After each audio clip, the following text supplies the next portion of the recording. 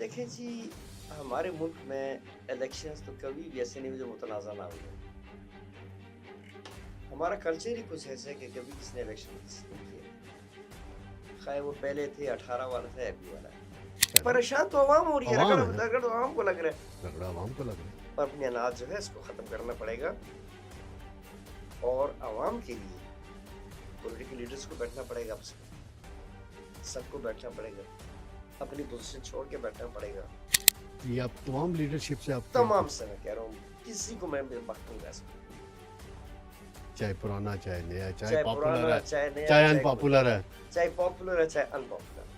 میں سب سے خدا رہا اس ملک کی خاطر اپنی اپنی پوزیشن سے پیچھے ہٹیں، اپنے اپنے طریقے سے. ہر ایک دانشمند کی ہے، ہر ایک کی ہے. مسئلہ دیکھیں جی دانشمندی کے نہیں ہے، مسئلہ وہ انار والا آ جاتا ہے نا، ہر ایک کا اس کو چھوڑنا پڑے گا، انار کو چھوڑنا. اس کو چھوڑنا. ہاں یہ آپ کی سمجھدار تو سارے میرے سمجھدار ہے، ساری میرے سمجھدار آپ سے بڑے لیڈر ہیں.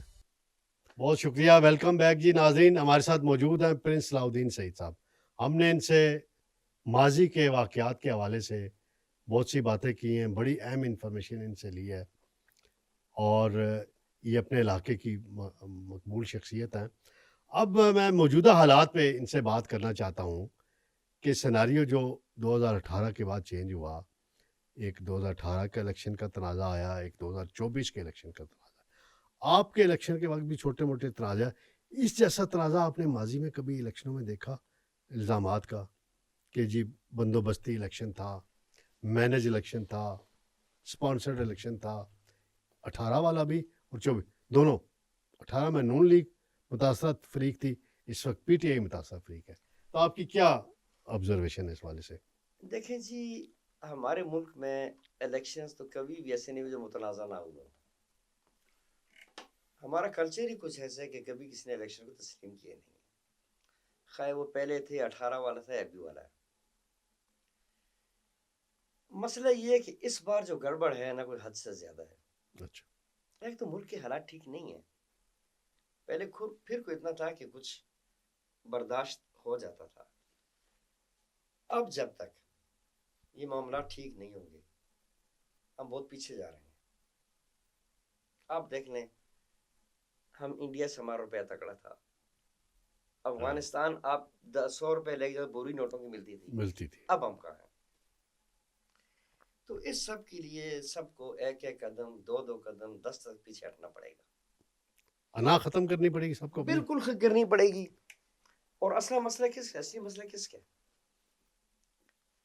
عوام کا. جی عوام کا. پریشان تو عوام ہو رہی ہے، رگڑ تو عوام کو لگ رہا ہے، رگڑا عوام کو لگ رہا ہے. اور اپنی اناج جو ہے اس کو ختم کرنا پڑے گا، اور عوام کے لیے پولیٹیکل لیڈرز کو بیٹھنا پڑے گا، آپس میں سب کو بیٹھنا پڑے گا، اپنی پوزیشن چھوڑ کے بیٹھنا پڑے گا. بہت کچھ ان کو اس ملک نے دیا ہے. اب ملک کی وہ مسکراہٹیں پرانی اگر نہیں لوٹا سکتے، آنسو ہی پوچھتے ہیں، ان کی مہربانی ہوگی. تو یہ آپ تمام لیڈرشپ سے، آپ تمام سے میں کہہ رہا ہوں، کسی کو میں وقت نہیں رہ سکتا، چاہے پرانا چاہے نیا، چاہے پرانا چاہے نیا، چاہے ان پاپولر ہے، چاہے پاپولر ہے چاہے ان پاپولر. میں سب سے کہہ رہا ہوں، خدا رہا اس ملک کی خاطر اپنی اپنی پوزیشن سے پیچھے ہٹیں، اور اگر معاملات دو آدمیوں کے درمیان ہیں تو ان میں بھی اپنا رول ادا کریں، اور وہ دو بھی مہربانی کریں. نہیں تو ایک صاحب کو تو پھر ایک کام کرنا پڑے گا نا، کہ پروپیگنڈا وار کو روکنا پڑے گا. جی بالکل روکنا پڑے گا. ہوتی ہے نا. دیکھیں جی، بات اعتماد کی ہے، اعتماد کی. اعتماد بحال ہونا ضروری ہے دو کے درمیان. کون دو؟ Imran Khan army chief. ٹھیک ہے، آپ نے نام لے لیا، میں بھی آگے چل کے یہی پوچھنے لگا تھا. نام لینا پڑے گا جس ملک میں سچ بولنے ہیں ابھی بولنا. اب دیکھیں، میں سے ایک قدم آگے جاتا ہوں. سب کا باتوں کا سب کو جب اٹھا کے فوج کے سارے بجا دیتے ہیں، یہ بھی زیادتی ہے. ہر چیز کا الزام. اب میں آپ کو بتاتا ہوں، اب ایک بات بتاؤں، آپ کو پتہ ہے کہ اگر جب فوج پہ الزام لگتے ہیں تو آئی ایس آئی پہ لگتا ہے، آئی ایس آئی پہ لگتا ہے، انٹرنل پہ لگتا ہے. ایکسٹرنل کا تو کوئی مسئلہ نہیں ہے. एक्सटर्नल का तो आज भी बांग्लादेश कह रहे हैं कि इन्होंने पाकिस्तान जिंदाबाद के नारे बांग्लादेश में लगवा दिए, हाँ बिल्कुल वो तो अपना काम कर रहे हैं। काम कर रहे हैं इंटरनल यानी पॉलिटिकल विंग, पॉलिटिकल। तो ये बनाया किसने था? भुट्टो ने। जी भुट्टो साहब ने बनाया था। इंटरनल विंग भुट्टो साहब ने बनाया था ना। ओ ये तो बड़ी।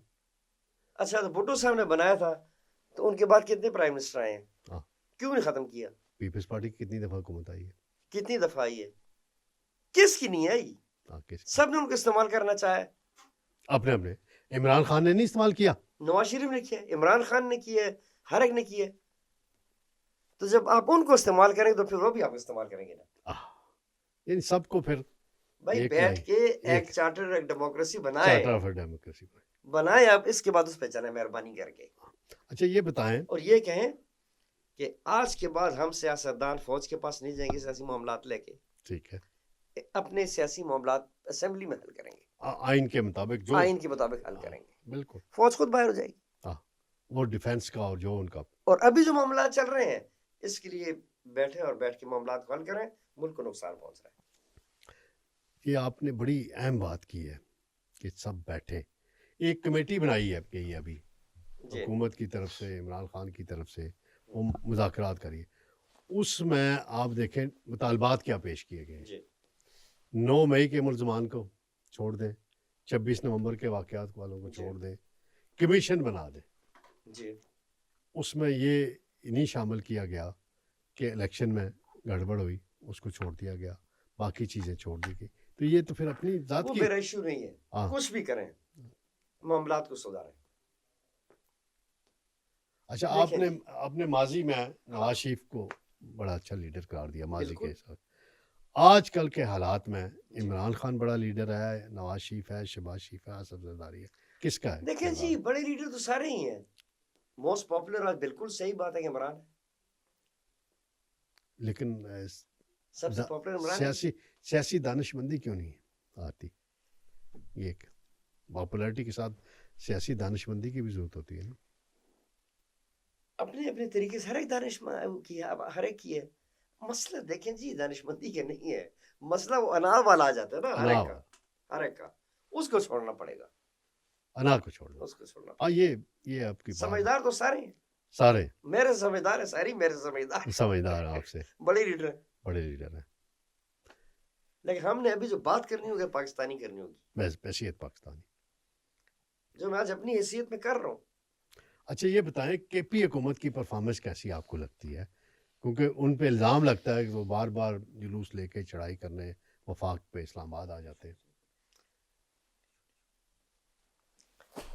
केपी हुकूमत का ये है ना जी कि केपी हुकूमत भी वहाँ के केपी के हालात तो अच्छे नहीं है। केपी में बड़े ना माली वसाइल उनके हैं, ना कुछ है, ना कुछ है, दहशतगर्दी भी बहुत है, सब कुछ है। तो इस पे तवज्जो देनी चाहिए। लेकिन वो फिर वहाँ पे मसला ये है कि उनके अपने पास इतना इख्तियार तो किसी के पास नहीं है कि वो खुद बात करें। उन्होंने क्या अडियाला से पूछना है? अडियाला से पूछना। अब ये जो मैं सुलह की बात कर रहा हूँ आपसे, ये जो मैं कह रहा हूँ कि एतमाद, अब सबसे बड़ा मसला यही है ना कि 2 आदमी है ताकतवर। हमारे इलाकों में झगड़े होते हैं, हम जिरगे कराते हैं, उसमें क्या होता है? हम कहते हैं भाई तूने गलती की तो अच्छी बात नहीं होगी, हम तो एक गिला देंगे, पूछेंगे। तो इनसे कौन पूछेगा? दोनों से पूछने वाला कोई है? कोई नहीं। तो अब उसमें ये है कि सारी पार्टियों को बैठ के केपी के हालात पे भी सोचना चाहिए, दहशतगर्दी भी खुद ठीक हो जाएगी, लेकिन एक चार्टर ऑफ डेमोक्रेसी पे आइंदा के लिए चले सारे लीडर्स, और इलेक्शंस को फेयर कराएं। एक चार्टर ऑफ डेमोक्रेसी साइन हुआ नहीं था 2006 में? बल्कि मैं एक और कदम आगे जाता हूँ, अगर बिफोर टाइम इलेक्शन करना पड़े तो करा दें। कब करा लें? 2027 में? पहले करा दें, उससे पहले। हाँ, अगर इनकी मामला ठीक होते हैं, दोनों के एतमाद आ जाए दूसरे पे, क्या आइंदा इलेक्शन वो गड़बड़ नहीं करेंगे, ये करा दें, बेशक करा दें। छोड़ें अपने किसको हुकूमत है किसकी नहीं है, करा दें। क्या यार मैं 5 सालों में, मैं 10 सालों में 5 बार एमएलए बनूं। हाँ, 10 सालों में 5 बार, 10 सालों में 5 बार। कितनी असेंबलियां टूटी? कितनी टूटी? 18 महीने, 2 साल चल रहा था, चल रहा है, चल रहा। تو اس سے تو بہتر چلے گا نا اگر اعتماد ہو گیا ایک دوسرے پہ سب کو اور الیکشن ہو گیا تو اس سے تو بہتر چلے گا نا جو چل رہا ہے. تو رانا ثناءاللہ نے ایک دفعہ بیان دیا تھا جی کہ اگر آصف زرداری، نواز شریف اور عمران خان ایک دفعہ بیٹھ جائیں جی تو 70 سال کے سارے مسائل چند گھنٹوں میں حل ہو سکتے ہیں. تو بیٹھیں. یہ رانا صاحب کی تجویز ٹھیک ہے؟ بالکل اچھی بات ہے, 100% اچھی بات ہے کی مولانا صاحب نے. حالانکہ رانا صاحب نے میں مولانا فضل الرحمان سے کہتا ہوں نا کہ بٹھاؤ یار ان کو اللہ کے ہاں ہاں دونوں کے قریب ہیں. ہاں دونوں کے قریب دونوں کی قریب ہیں. ہاں مولانا صاحب کی اب شخصیت ادھر بھی قریب ہو گئے, ادھر بھی قریب ہے ادھر بھی قریب ہے. تو بٹھائیں. ہاں لیکن وہ محمود خان ہے, محمود خان باقی ہیں تو سب ٹھیک ہے, لیکن سب سے بیسٹ اس وقت جو ہے نا مولانا صاحب ہیں. مولانا فضل الرحمان ہے بالکل کہ وہ ابھی 26ویں ترمیم بھی پاس کروا دی انہوں نے.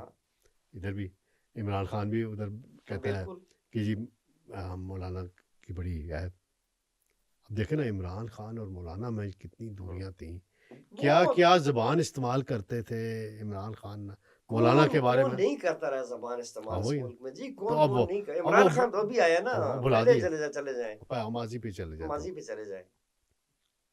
تو انہی باتوں پہ بیٹھ کے آپ ایک چارٹر ہو نا, ایک این آر او جسے کہتے ہیں برا سمجھتے ہیں, این آر او ہونا چاہیے, ایک چارٹر سائن ہونا چاہیے. چارٹرز وہی نا. تو آپ کے ذہن میں اور کیا خاکہ ہے اس کے علاوہ؟ معیشت جو بھی شہباز شریف کی حکومت وہ لیڈ کر رہے ہیں, معیشت بڑے برے حال میں تھی, اب کچھ کرائسس سے کسی حد تک تھوڑی سی نکلی ہے, اس کو آپ کیسے دیکھتے ہیں؟ جی بالکل کافی کچھ سہارا ملا ہے, لیکن اس سے نہیں چلے گا.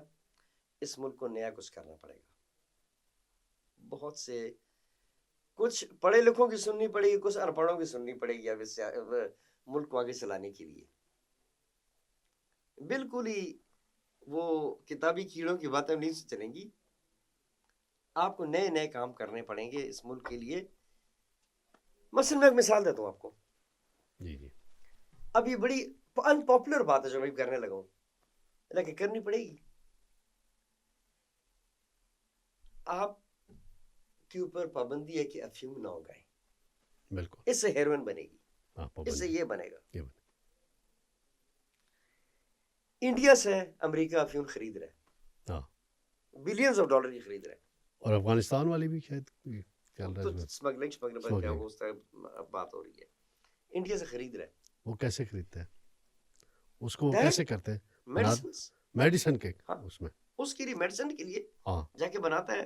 اور ہم بھی یہ کام کر سکتے ہیں اپنی اکانومی کے لیے. یہاں پہ جب لوگ افیون اگواتے تھے تو لوگوں کو زیر بینک لائسنس دیتا تھا نا, ساتھ قرضہ دیتا تھا. اس سے کیا ہوتا تھا کہ یہ آپ کا علاقہ جتنا بھی غریب علاقہ ہے, یہ فاٹا ہو گیا, تورغر ہو گیا, مانسیرا کا, کوہستان تک, سوات, یہ گدونہ مزئی, ان لوگوں کا کچھ نہ کچھ روزگار تھا اور پرامن علاقے تھے. پرامن علاقے تھے. امن کے لیے روزگار ہونا ضروری ہے, بے روزگاری ہوئی تو امن بھی نہیں ہوگا. بالکل.